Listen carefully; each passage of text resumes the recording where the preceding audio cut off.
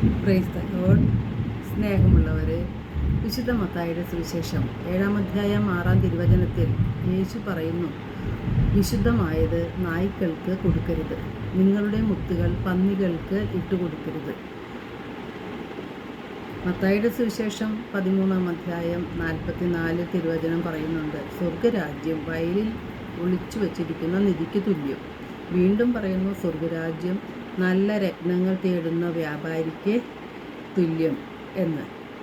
എന്താണ് മുത്തുകൾ, എന്താണ് രത്നങ്ങൾ, അതുപോലെ ആരാണ് പന്നികൾ, ഇവ നാം മനസ്സിലാക്കിയിരിക്കണം.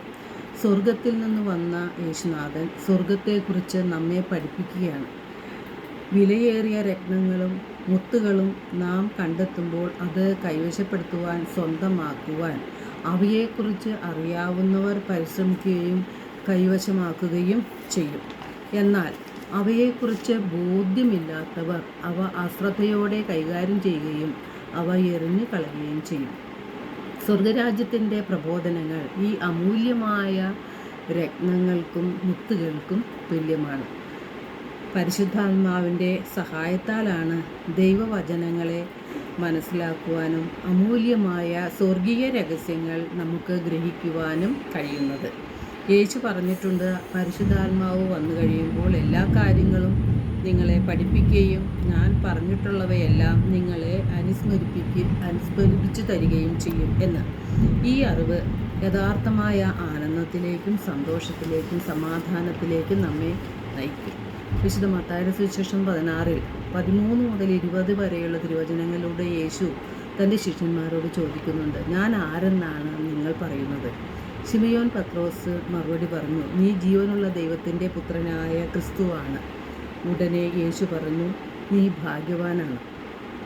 സ്വർഗസ്ഥനായ എൻ്റെ പിതാവാണ് ഇത് നിനക്ക് വെളിപ്പെടുത്തി തന്നത്. പിതാവായ ദൈവവും പുത്രനായ യേശുവും നിത്യസഹായകനായ പരിശുദ്ധാത്മാവുമാണ് സ്വർഗീയ രഹസ്യങ്ങൾ നമുക്ക് വെളിപ്പെടുത്തി തരുന്നത്.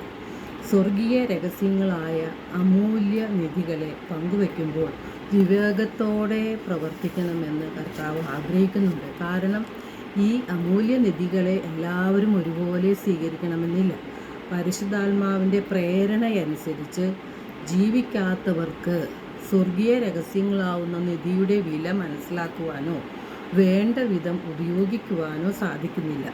പന്നികൾ എന്ന് ഈ ഉപമയിലൂടെ യേശു സൂചിപ്പിക്കുന്നത് ഇതുപോലെയുള്ള മനുഷ്യരെയാണ്.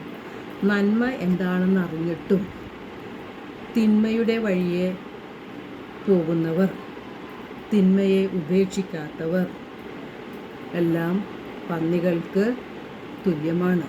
സ്വർഗീയ രഹസ്യങ്ങളാവുന്ന നിധി കൊണ്ട് ഒരു പ്രയോജനവും അവർക്ക് ലഭിക്കുന്നില്ല. ദൈവരാജ്യത്തിൻ്റെ പ്രബോധനങ്ങൾ നിരസിക്കപ്പെടുകയും നിന്ദിക്കപ്പെടുകയും ചെയ്യുന്നതിനാൽ വിശുദ്ധമായ ദൈവവചനത്തെ നഷ്ടപ്പെടുത്തി നാം കളയരുത്. എല്ലാവർക്കും ഒരു നല്ല ദിനം ആശംസിക്കുന്നു. ദൈവം നമ്മെ ഓരോരുത്തരെയും സമർത്ഥമായി അനുഗ്രഹിക്കട്ടെ.